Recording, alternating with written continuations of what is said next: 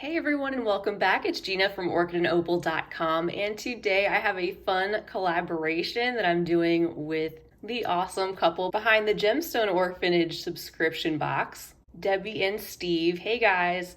And what we decided to do is share a tutorial based on the Winter Wonderland box. It's the latest one they send out in their bi-monthly subscription.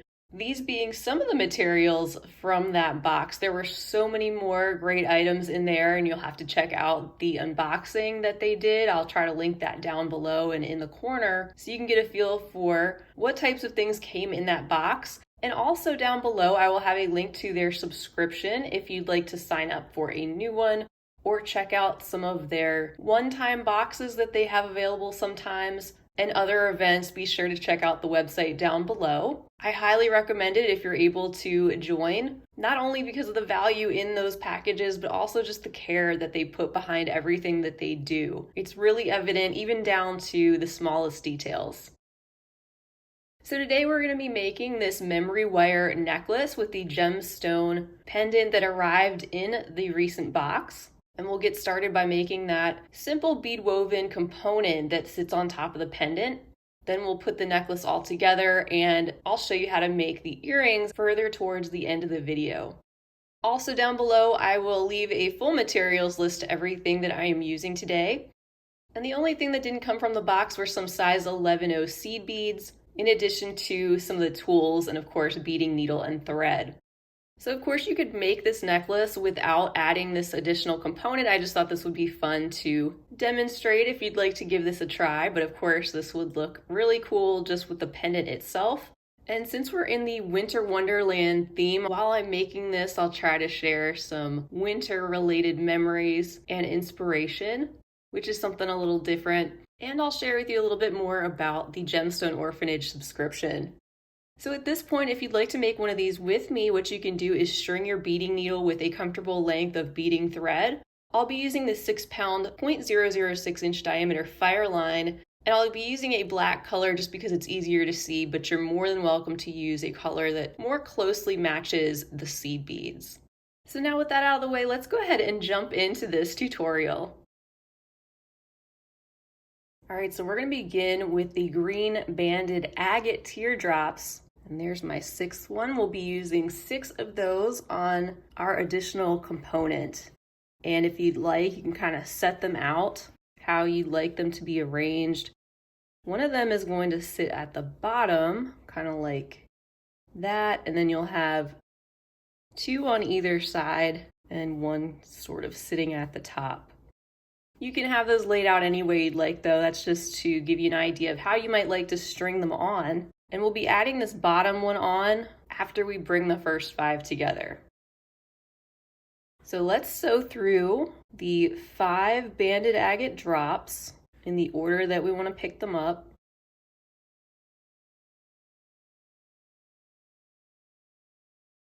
Just like that, and then you can pick up 1 of your seed beads.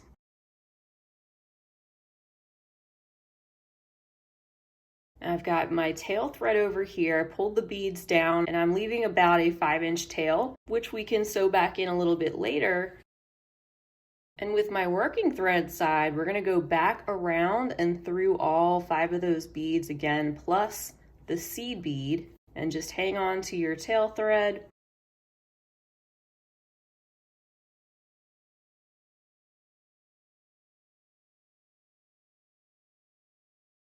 As you're pulling that, so it doesn't come out.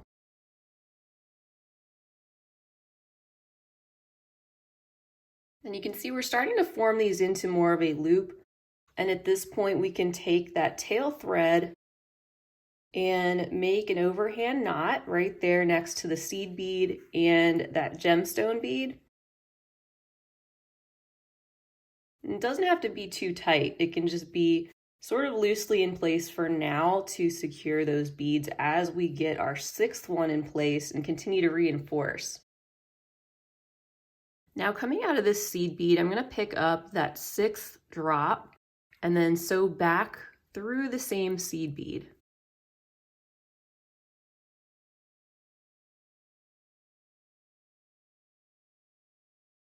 And then I just like to hold that in place while I pull on the thread.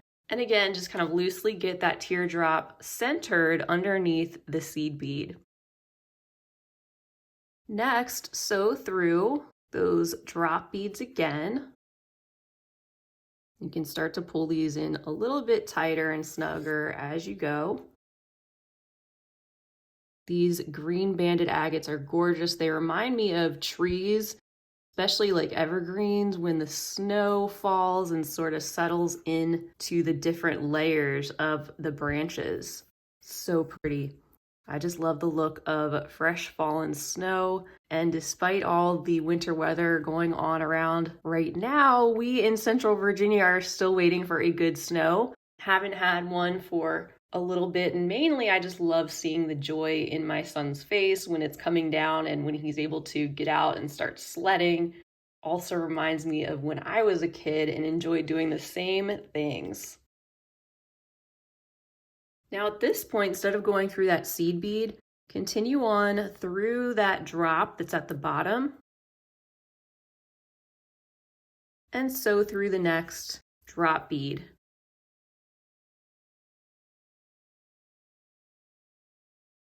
So that's what really starts to settle that drop bead into place, central to that seed bead. And if you want, you can kind of tuck the drop behind the seed bead a little bit and tighten. That way it'll sit up just a little bit and we'll be able to catch some of the other seed beads that we connect to it. So continue sewing through the next drop and then come out of the one there that is at the top. And here, go ahead and pick up 9 seed beads.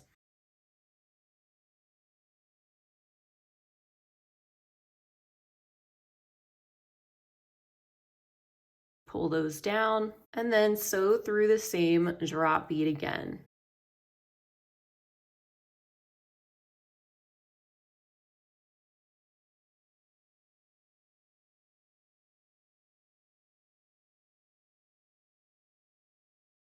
So you have the seed beads lightly in place around that top bead.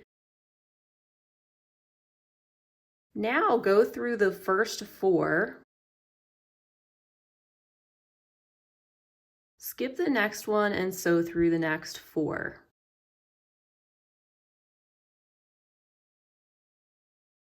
Continue on by sewing through that drop bead again and just press that together. They'll start to settle around that drop with that central one sticking up just a little bit.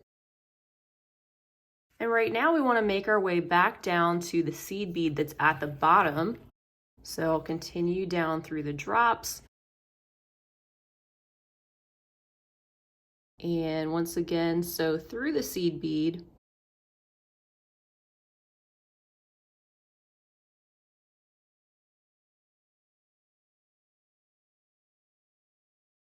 And I'm also going to add one more right here, adding it on in ladder stitch. So just going around that same seed bead again, popping the new one into place, going through the new one, pulling tight, and then sewing through the original one again.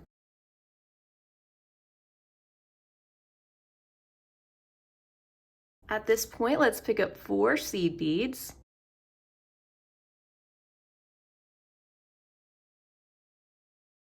And then sew through the hole on that top teardrop. We'll be connecting those to the top seed beads, but not quite yet. Next, pick up 4 more seed beads and sew through the seed bead that's at the bottom in the center, the one we started out with to make both sides symmetrical. And just press all that kind of flat and pull tight to where you have something like this. You've got a seed bead V shape down here that's not quite connected to the top yet. And now we're going to bring this all together. I'm going to sew through the next 4 seed beads and continue sewing through the 4 I get to at the top. Pulling those together. Skip the central seed bead and then go through the next 4. As well as the 4 on the other side at the bottom.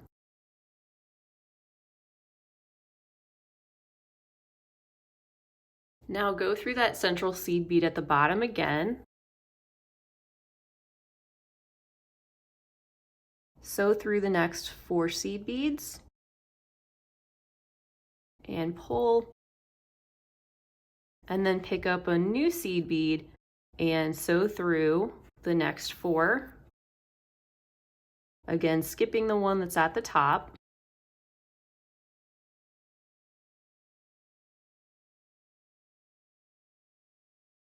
And sew down the next 4.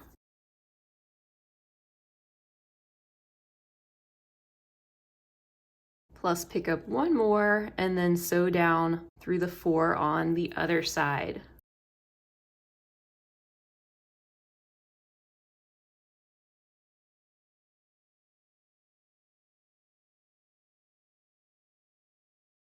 And right now I'm just going to get this tail thread out of the way, so I'm putting a needle on that.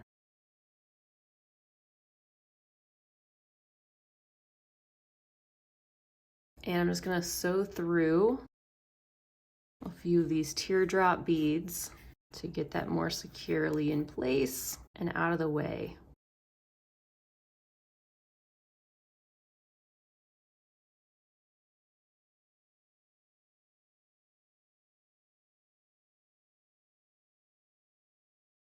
I'm going to trim that excess. All right, now we're left with just our working thread. And what we want to do now is just do a little bit more reinforcing and tidying this up. So I've got my needle coming out of that seed bead at the center. I'm going to go through the one at the very bottom. Skip the drop at the bottom and then go through the next 2.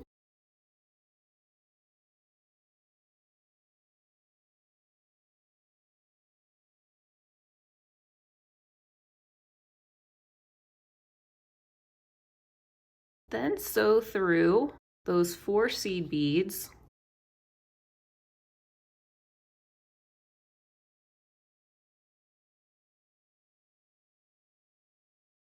And pull tight. That's just another way to connect those to this drop back here so that they will continue to sit wrapped around the top bead.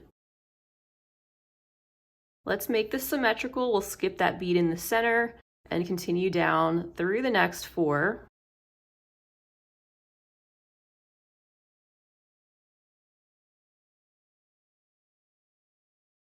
And then like we did before, we'll just go down directly through the 2 drops that are on the side. And I'm flipping this over so it's easier to see. Going through that first drop and then going through the next one. And then here I'm going to grab that seed bead that's in the center. So I'll sew through that.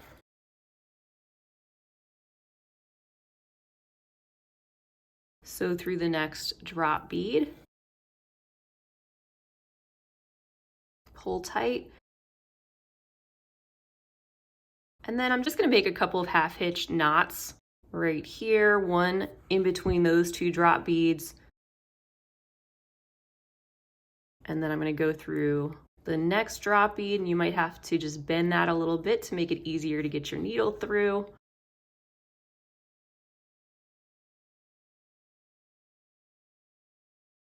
I'm going to make another half hitch knot right there. And then sew through that next drop bead.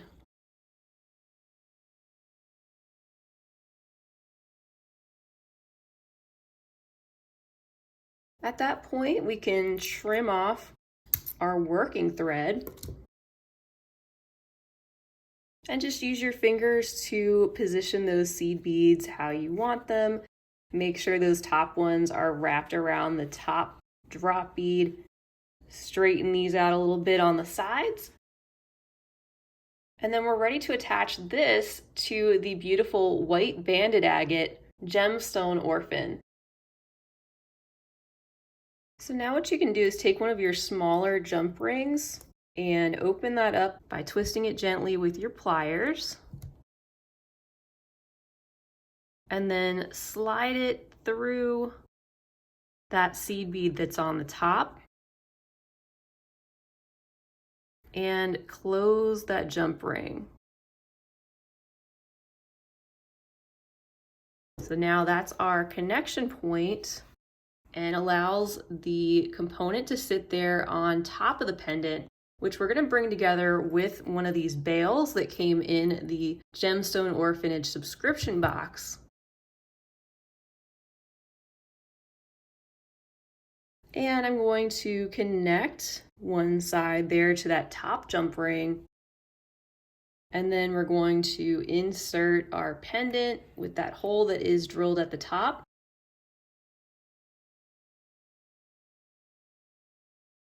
And now this pendant is ready to be added to our necklace.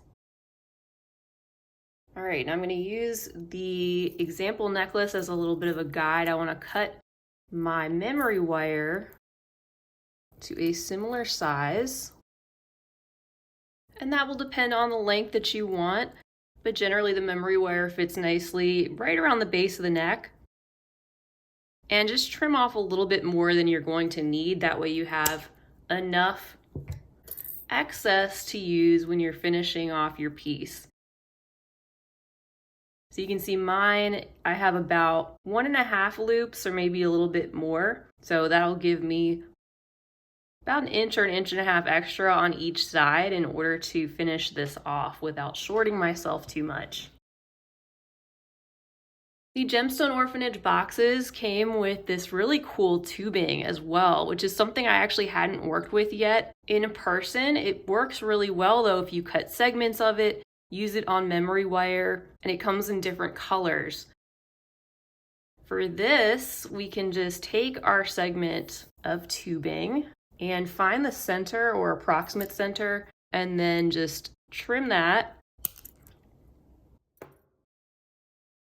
And now you have 2 segments. We'll use one to just get us started with the necklace. That's going to also help keep some beads in place as we get started.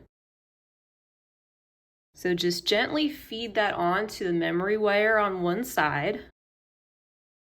Just following the curve of that wire. You can see it's coming out of the other side now. And you can also bend that wire back a little bit. That'll act as a stopper for you too. And then just lay your beads out in the order that you'd like to string them on. All right, so I've got my beads loosely laid out, and I also have one of those caps on either side, which is going to hide the end of that tubing and finish that up nicely. So it's going to act as a bead as we're stringing that on. The first one will pick up going in this direction so that when we slide it down, you can see you just gently place that tubing right in there. It fits perfectly. Next, we can pick up a seed bead. I'm just using those as spacers in between these others. I've got 3 of the matte agates and then 3 of the regular glossy ones with one of those crystal opals separating the 3, but you can do any sequence of additions you'd like. Remember, just adding those seed beads in between to space those out a little bit, just like that. And then continue adding the rest of your beads. And one of the other things that goes really well with creating and beading, being cozy at home, is hot chocolate. I love some hot chocolate, of course, coffee. But there's something special about hot cocoa and a snow day and marshmallows and looking outside at the winter wonderland that can just feed the soul. So now we're getting to the point where we are going to be adding the pendant, and underneath the bail, I'm going to be adding 2 seed beads.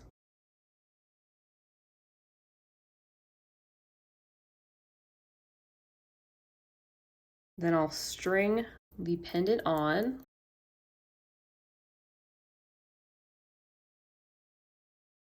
And finish up with the rest of those beads.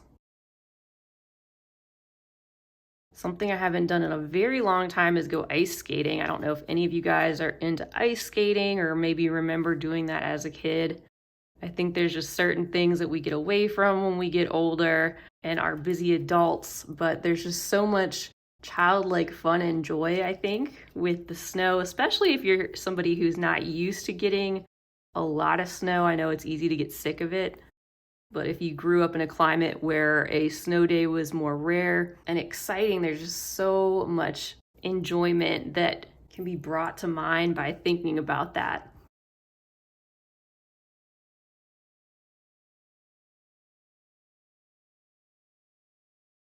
And there is the memory wire with all the beads on, and we can just finish up with the next tube, feeding that on.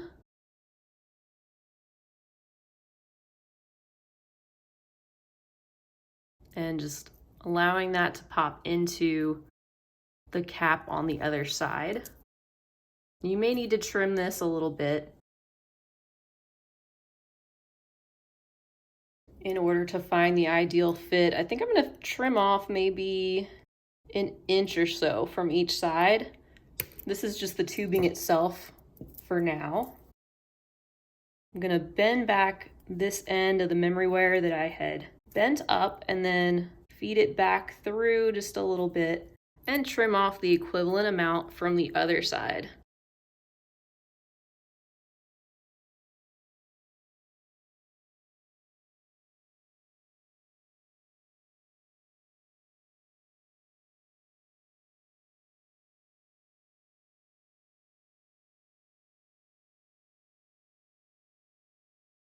I'm not using the right scissors for this, so just bear with me. But now we can start to even up these tubes on both sides. And you can use your pliers to assist you with that a little bit. And make sure your tubing is definitely sitting in those cord ends, and make sure you don't have any gaps in there in between your beads. And that's where you'll be using these ends with the loop on either side of your necklace to finish off the tubing on either side and also give you those loops to attach your clasps. I won't be gluing those today because they need extra time to dry, but I'll just demonstrate a little bit. You can use some memory wire cutters or other snips to trim off one end. And then what you can do is take some E6000 or equivalent type of jewelry glue, add a dab to the top of that or inside the cord end, place the cord and clean up any drips that might come out around the edges, and give that plenty of time to dry. Overnight is definitely preferable. Once you do that, you'll have a strong foundation to add a jump ring and a clasp of your choice directly onto the loops on either side, and that is how you complete the necklace. And now I will show you how to make this coordinating pair of earrings. We'll be using the smaller 4mm size green banded agate rounds and a couple of other opal crystal beads in a slightly larger size. We'll also be using the 2 post earring findings that came in the subscription box. And some of the head pins, we'll trim those and use those as our wire to connect these components together. First, of course, we're going to do the bead woven portion, so you can grab a needle and some more beading thread, and we'll complete one of these components, and then we'll put it all together. All right, let's begin by picking up 3 of our 4mm rounds, and then pulling those toward our tail thread, again, leaving about a 5 or so inch tail. And just sew back through that first one again. So you've brought those 3 together and pulled both ends of the thread tight, and just holding that with your thumb and your forefinger, sewing underneath that thread bridge to create a loop. Sew through the loop. It makes our 1/2 inch knot to secure these in place, and just pull that really tight again. Now take your needle and sew through the next round bead. And here you'll be picking up one seed bead, sewing through the next round, and repeating that 2 more times so you have one seed bead in between each of those rounds.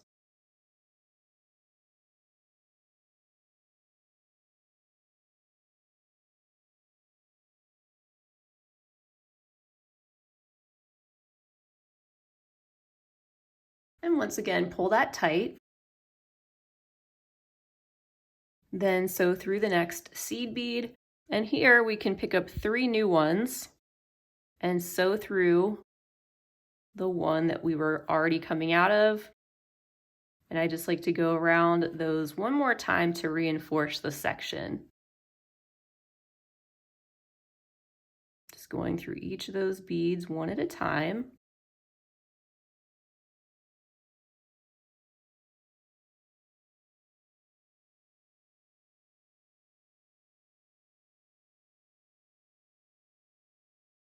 And sewing through the next round.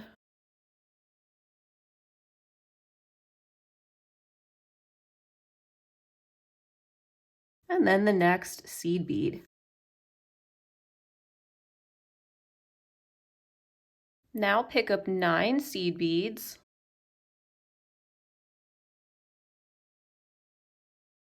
And sew through the next seed bead and then round.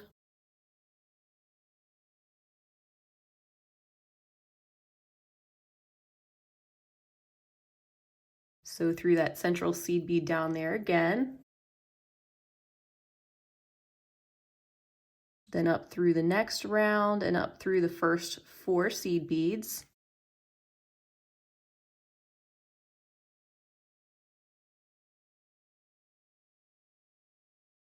Skip the next one, which will be in the center and sticking out, and then sew through the next 5.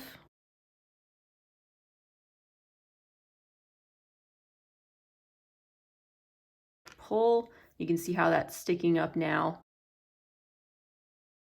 And then here, just pick up 4 new seed beads.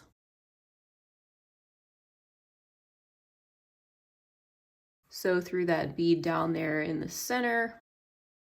And those seed beads you just added are gonna sit right on the top and sort of bring all these together. And that'll tighten up as you go. Also though, pull that tight after you've gone through that central seed bead and then pick up 4 new ones.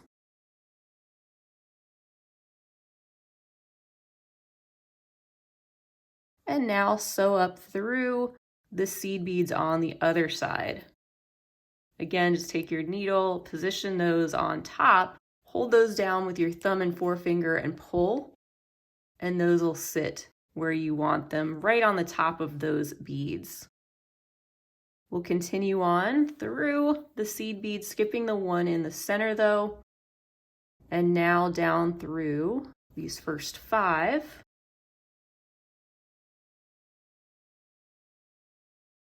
Then sew down through the next 4.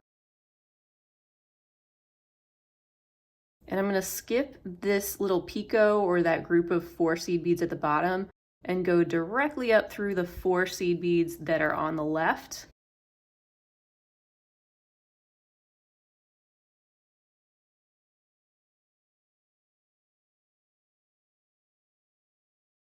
And then start to sew up through some of the ones that are on the side.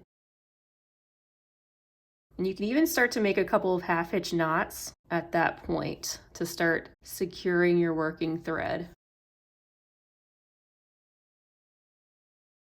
So I made one, and I'm going to continue sewing. I'll skip the one in the center, sew through a few more, and then go underneath, make another loop, and pull right there in between the 2 seed beads. And I'll just finish out through that round.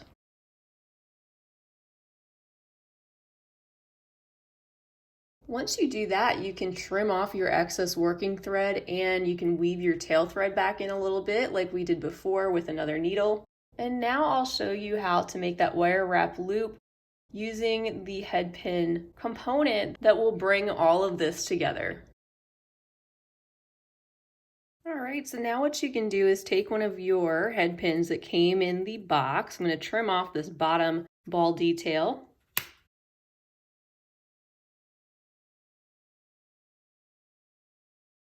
And that leaves us with a little segment of wire we can play with to form our loops. So I'm going to go about 1/3 of the way down and then make a bend in the wire and straighten up my round nose pliers and bring that wire around the nose just a little bit. Start crossing that over. And I'm just going to feed that onto the bottom of my pliers to finish creating a loop. But instead of closing that up at this point, I'm actually going to take that loop of wire and the part that is still straight, I'm going to feed that through this seed bead that's sticking up right here. And you're welcome to feed it through on that side or that side, just depending on which side you want hanging down. So feel free to change that up. Then you can take your pliers and just hang on to that loop. Straighten up that portion. And then bring this end around a little bit. And once you've closed that loop, you can then string on your crystal bead. And I just get this started by bending the wire down that is at the top. I'll grab that with my round nose pliers, bringing that down to the end. And just like we did before, just bring the wire around the end of those pliers to form a loop. And with that loop partially formed with the wire still sticking out, you can then feed your beadwork onto the loop of a post earring finding. And then holding that in place, just take your pliers and wrap the excess wire around the top of that crystal bead.